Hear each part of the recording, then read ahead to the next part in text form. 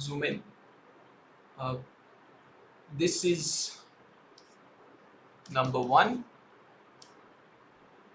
this would be number 2, this would be number 3,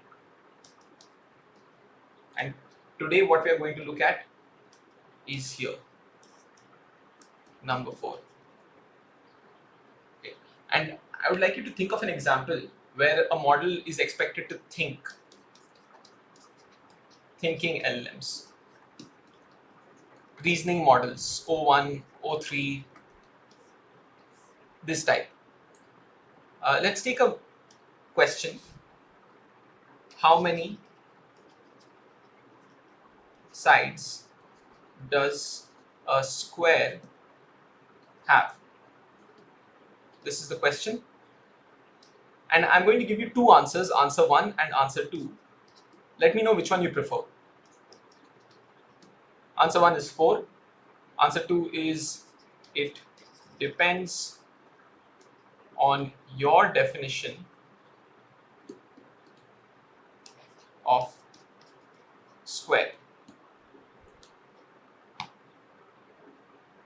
Which of these two answers do you prefer?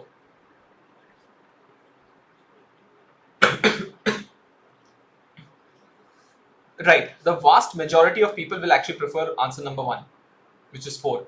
A direct answer actually gives the answer. This is a roundabout way of saying that I don't know, and there are other ways also. I mean, you can literally also say in answer number 3, I don't know, and answer number 4 can be that's an interesting question. So by far we would prefer something which solves the problem. There is one challenge here though. When you look at any large language model, it's trained on input tokens and predicting output tokens.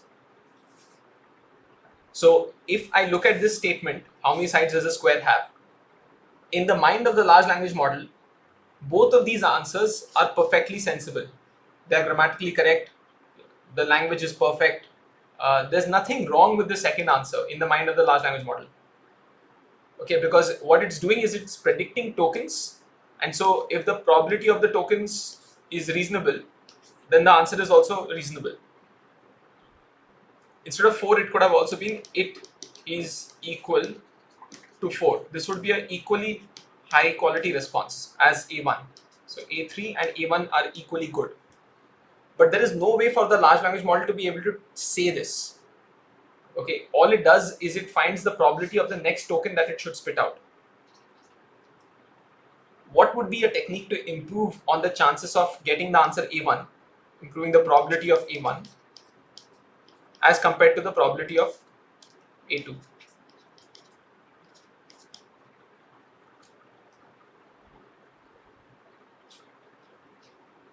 That's what we are going to go through in this class. And so we need a starting point, guys. Can you help me by thinking about any possible solution? Given a large language model which comes up with good output probabilities, which tells you what should be the next word, how would you train this model to actually start responding to mathematical or geometrical questions in a reasonable way? This model itself is not complete, and Prakhar has the right answer. Feeding more math context to the model. So what happens is initially you have this base model, you have this series of transformers which have gone through tons and tons of text. Let's say 1 trillion tokens. That's how much I've trained this model on. And what does it do? It can tell you with very high precision what the output probabilities should be for any given statement. Unfortunately, it does not make sense. It does not have a brain. So it can't tell you whether it should respond 4 or it depends on your definition of square. But it can tell you what the output probabilities are like. So it can construct sentences and it understands the grammar and sentence composition of the language you have fed it. In our case, English. Okay, so at this point, at step 1, if this is step 1, we know how to construct sentences. In step 2, we do something called fine tuning, where we teach the model something. So we say, this is a question, and after the question comes an answer.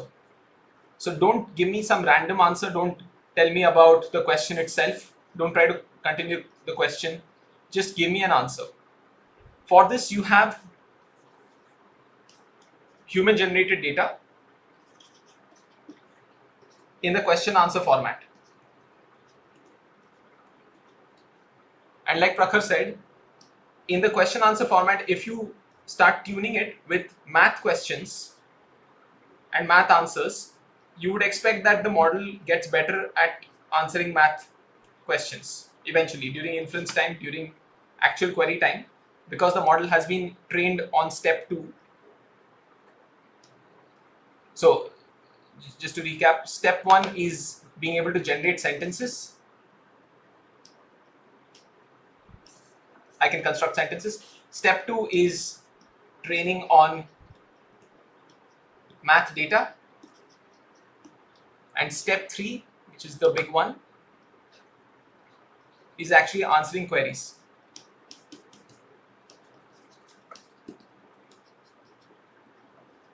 Real-time math queries. Okay. Our expectation is, because of step 2, we are able to come up with decent step 3 performance. Step 2 is basically called fine tuning. You have the base model. It is improved by feeding in a bunch of math questions. So the model understands what a question is like and what kind of answer it should give. And this is step 3, actually responding. So nothing very intelligent about this, nothing which is like, oh wow, some sort of algorithm was used. It's basically fine tuning. Can you improve on this? Because this is definitely not O3 level or O1 level of responses. Right? Fine tuning is something which has been happening forever. What is something new?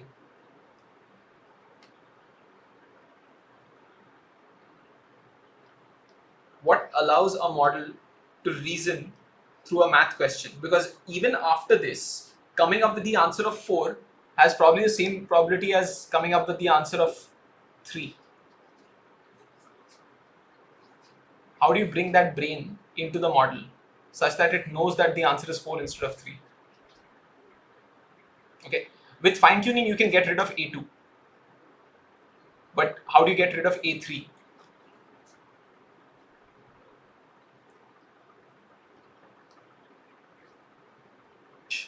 Has hit the nail on the head. It's chain of thoughts. Think step by step about how to solve it like a human does. So now our fine tuning step is going to get better. It's going to force the model. These answers are all going to be of a particular format. And that format is chain of thought. What is a chain of thought? Is A plus B the whole square equal to A square plus B square plus 2AB? Okay. I don't know if this is true. Let's take a chain of thought. A plus B the whole square is A plus B into A plus B. Step 2, A into A plus B into, sorry, my math is, as you can see, amazing. B into A plus B. Number 3, A square plus A into B plus B into A plus B square. And finally you have A square plus B square plus 2 into A into B. Oh look, LHS and RHS are the same. And if we start feeding these chains of thoughts into the model, so step 4, it turns out that the model is able to reason through these steps much better. The more intermediate thoughts you're able to bring in, the more it understands the underlying context of math. In step 1, where we were basically creating a base model, we trained it on a huge amount of English or some language, right? So it understood how to do sentence construction, how to do grammar. The same idea to some extent is being used in fine tuning, where we are trying to make it understand the underlying language of math. So it starts understanding how to do additions, how to do subtractions, multiplications, how to do this in a step-by-step manner. By breaking this into a chain of thought, the model becomes better at understanding the underlying topology of mathematics. So here you will see improved performance.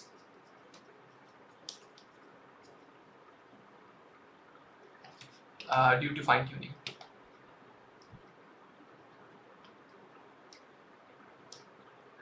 Due to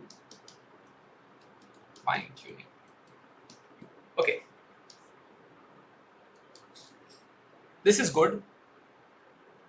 Can we do even better? So until now, Prakhar came up with the idea that feed it mathematical context. Ashutosh came up with the idea of make that mathematical context look like a chain of thoughts. What else? What else can you do to improve on this even further?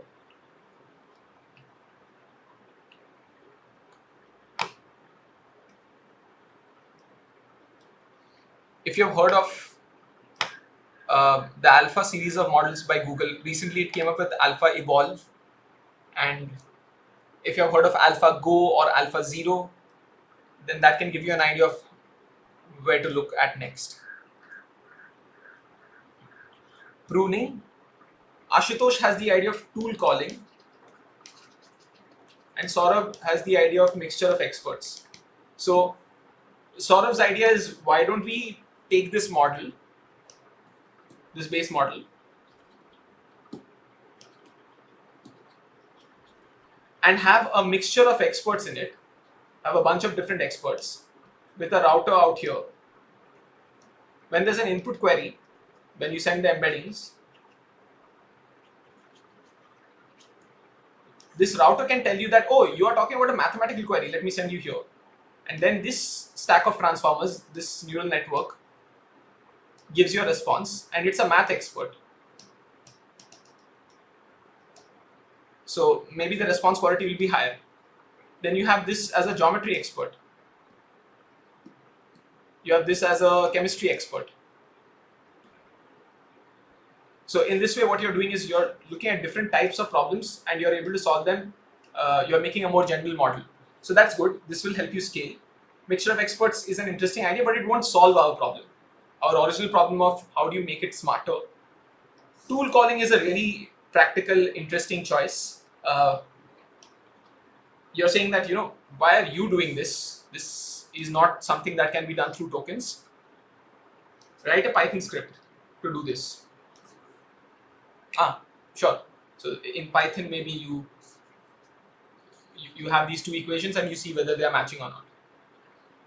Or maybe you have a more formal math script.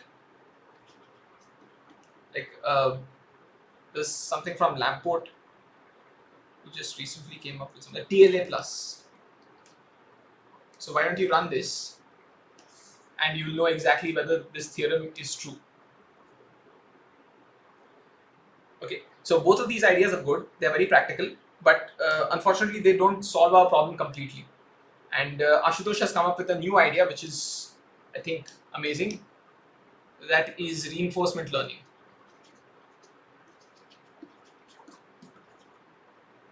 Is the spelling of reinforcement learning correct? I have my doubts. Reinforcement learning is really interesting. Can you tell me how you're going to do this though? For a large language model, which has been trained. So we have gone through step 1, training, which gives you the base model. We have gone through step 2, which is fine tuning, which gives you the math expert. Okay, it's been fine tuned on chain of thought. I'll just write that in a bracket.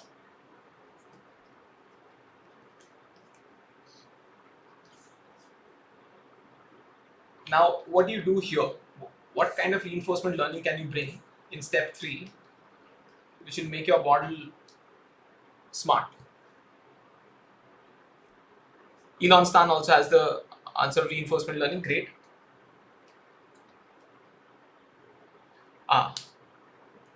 Saurabh also has the idea of, why don't you try alpha beta pruning? I think you're really close, Saurabh. But bring this in the context of LLMs, training LLMs. How do you do that? How do you use beam search, alpha beta pruning, A star search, Monte Carlo tree search, these concepts here?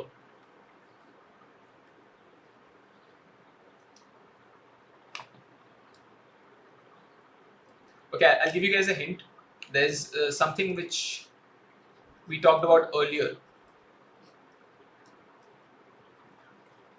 How do you force it to come up with response number one? Given a question, how many sides does the square have? How do you ask the model that, hey, you should come up with 4 instead of something else? Choose the idea which yields better. Have some evaluator. Yes, you have hit the nail on the head. Saurabh is saying that, focus on the evaluator. Given a question, the large language model will spit out a response and we will have some sort of evaluator which will score this response. It will give a score of, let's say, 4 is a pretty good score. 4 is a pretty good answer. So we'll give it a score of +5. And what about this? When the evaluator looks at this, it's barely able to hold the food in its stomach and it gives you a score of -100. This answer sucks. Then it looks at the other response of 3 and it says, no, you got it wrong. I'll give you a -5. This is a nice idea. Quite a few questions though. Firstly, who's going to be the evaluator? How do you evaluate responses where you can get the response of 4 and you can get the response of 3 and you can also get the response, the answer is equal to 4. Quality of A1 and A4 is the same.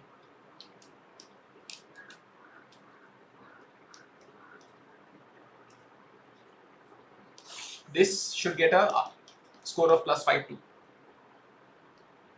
Or at least let's give it a +4. It's a wordy response, I'll give it a little less.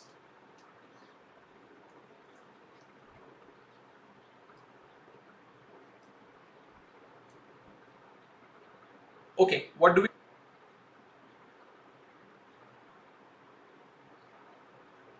Some sort of a script. So Smoky Gaming is saying, write a script which can read the answers and then give some sort of a score. Okay, that would also work. That should work. That could work. Elon has a simple answer, which is just get a human to do this. Hassan has the answer of, why don't I use an AI agent to do this? Nikunj also has the answer of use a script. Okay.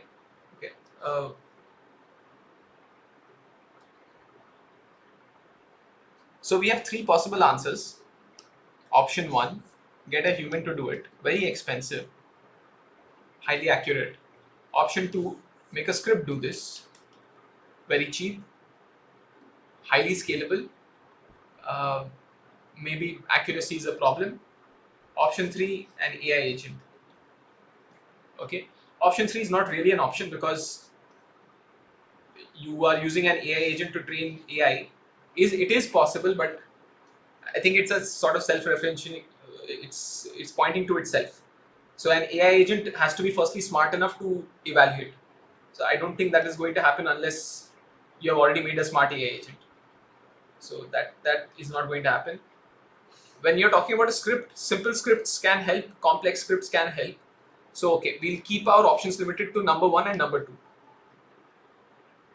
13 votes. Everybody is talking about a script. Okay, very interesting, very nice. You know what? This is actually the right answer. This shows how counterintuitive it is. You need human responses here because the intelligence is there in the human. You can try to create a script. I think DeepSeek has basically tried to do this for a while now with GRPO. But when it comes to math problems, initially at least, you need some sort of human evaluation. You need to look at these responses, which are infinite in number, like in variation, A1, A2, A3, and you need a human to score them manually, right? Maybe not +5, -100, and A3, but I mean -5, but you basically have a human rank order them. So you say A1 is best, A3 is second best, and A2 is the worst. This is easy for humans to do. Okay. Scoring is hard, ranking is easy, but I really like the fact that all of you are thinking like engineers, just like I was when reading this paper. I was like, oh, there must be a way, an automated way. There's too much scale. It's got trillions of tokens being fed to it. I'm sure there are very complex scripts which are making this possible. That's not the case though. It's reinforcement learning with human feedback. Human feedback. Okay, literally humans sit and look at responses and then rank order them by best to worst. You know why they don't take scoring? Because it's really hard for a human to give it a proper score, like +3, and this would be +1, or is it 0, or is it -1? Who knows?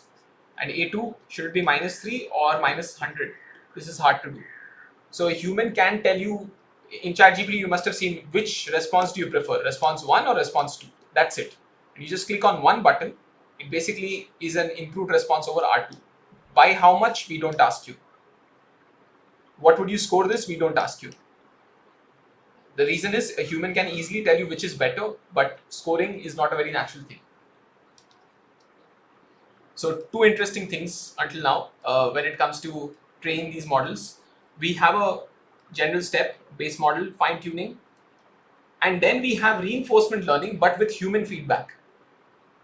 Not a script, not some sort of an agent. It's pure good old human. Sits in front of a screen and starts ranking responses manually. Okay. Any questions until now, guys? There are 19 votes, and I think just 3 of us chose human. Like I didn't choose, so yeah, I don't get to choose as the creator of the poll, but it's really interesting to see.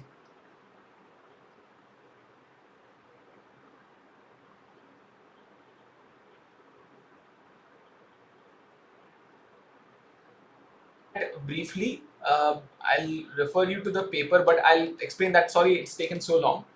Here's the basic idea. You have okay. Here's the main idea. Let's say you have a starting square and you're in a maze, and the starting square happens to be your input text. How many sides does a square have? Okay, this is your starting point. And now you have different options. Path 1. You have option 2, which is path 2. And option 3, which is something like this, path 3. So the words in path 2 and path 3, some of them are common. And path 1 is completely different. It's got no words in common, and so on. So in this way, you can construct any path as a maze. You can think of it as a 2D maze. Okay, you can reach any word from any other word. This would be a branching. Now, at the end of this, I give path 1 a score of +5. So this cell gets a score of +5. Whatever the score was, +5. Path 2 gets a score of -100. So whatever the score was, -100. And path 3 gets a score of minus 5. Whatever this cell had a score as, minus 5. So if the cell had a score of 100, minus 5 will become 95. Okay. So in this way, if we take this starting square and give it hundreds of responses, what do you think will happen to the overall maze? Our expectation is that there will be a path, a general path that will be discovered if we do this enough. Go like this and land up over here, you'll get a score of 50. Along the way, you'll get the highest scores possible. Okay, this is basically you looking at a space, a topological 2D space of all possible words, getting a massive number of responses, getting human feedback for all of them, and then taking that 2D space so that later when you get a question like this, how many sides does a triangle have? Instead of a square, I've just changed it to triangle. How many sides does a triangle have? This is new for it. Then the model says, I understand math quite well because of reinforcement learning. I'm going to go to the starting point because this embedding and this embedding are rather similar. I'm going to go to the starting point and then I'm going to go along this route and I'll end up with a good response. This response, depending on square and triangle, will change. Okay, you'll basically, because the starting embedding is slightly different, you'll start over here and you'll go all the way over here. You'll get an answer of 3 over here. That's what you'll output.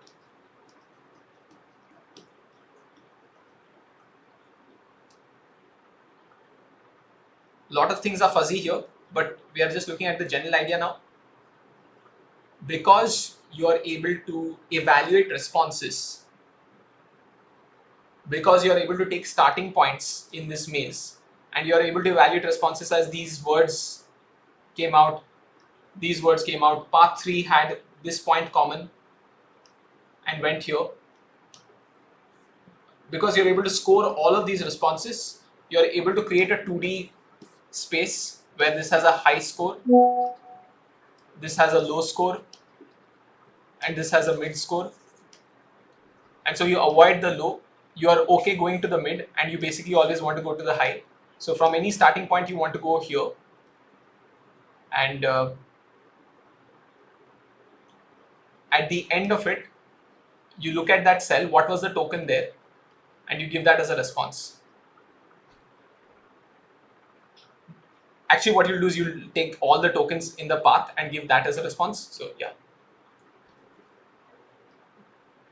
This is how we are able to train the model to understand the underlying space. Okay, by giving it scores. Who gives those scores? A human.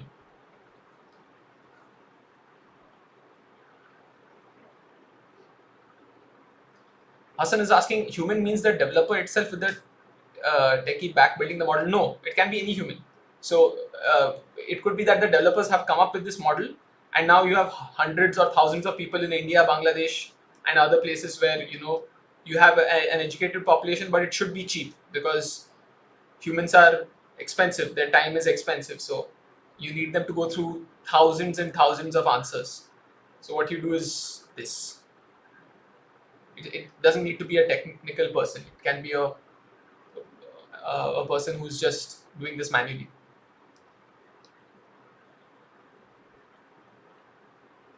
So Elon Stan is saying that will reinforcement learning work on reasoning, because the human will just choose the final answer but not the steps. You're absolutely right. The steps here might be incorrect. So if you say I think 10 minus 6 equal to 2, so the answer is 2, then this is a bad response. A human looks at this and knows that you made a bad choice. Your chain of thought was bad. So it gives you a negative score.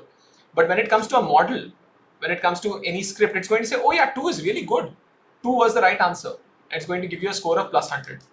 So this is the reason why you have humans, because they read the entire response, they look at the chain of thought, they look at the consistency of the chain of thought, and then they start giving you scores. Okay. that intelligence can't be automated for now. It is still human backed. Deep sea.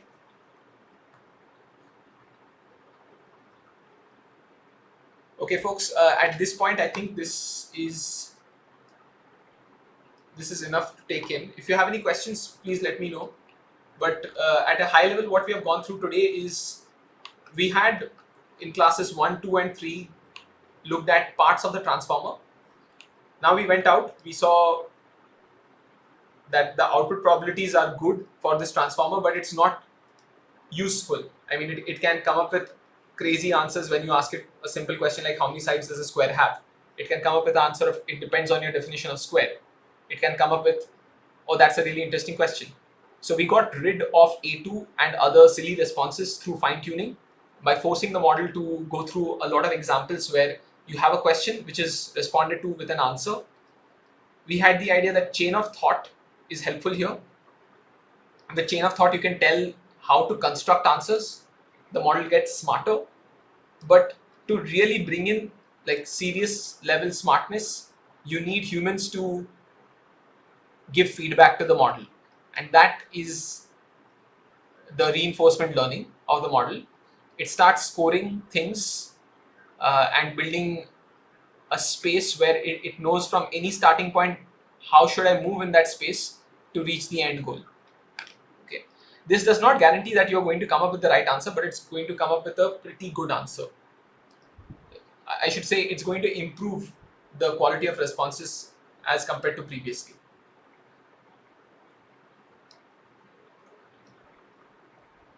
There's a paper which I would like to share with you. There are a couple of papers which I would like to share with you actually. Where are they? Oh. I'll add them in the description, but this is what it is. Our human feedback paper. Yeah, training models. This one is a really good paper. You should definitely check it out. I'll share it on the chat. Chain of Thought also has a really good paper. You can have a look. Chain of Thought paper. To be frank with you, this is good, but the reason it has all these citations is because the result is amazing. Okay, it's quite simple to understand what chain of thought is. It's basically breaking down the thought process into pieces. But when they came up with this, when the Google team came up with this, it was really, really useful. Okay. Yes, that's, and also in the course that is coming up at Interview Ready, we will be going over this in detail. So let me, where's the course page? Yeah, here it is. If you guys want a reminder, you can set a reminder here. But when the course does come out on 3rd June, you will be able to see. Yeah, it's 10 days away. How do you build reasoning models also? It's a bit lower here. Yeah, it's at the bottom because this is a slightly complex idea. Chain of thought, reinforcement learning from human feedback, and the future of LLMs. We are going to go over the details of this quite well over there. There's large language models in general, the attention mechanism, KB caching, paced attention, quantization, model distillation. We spoke over this a little bit, teacher and student model training, multi-query attention. Okay, like really detailed understanding of a large language model. And then you have the initial steps that we talked about, embeddings, tokenization, vectorization, yeah, RAG. And before that, let's start with vector databases because most of us are software engineers. So to truly understand how these large language models work, we can start with vectors. The best part about this is they have database-like concepts, and we can figure out what is being input to the model by going over this section. There's also a case study of Milvus. You can check it out. There's a white paper on this. Okay, so it launches on 3rd June. Okay, let me know if you have any doubts in the comments. And again, thank you and have a great weekend. See you. Bye-bye.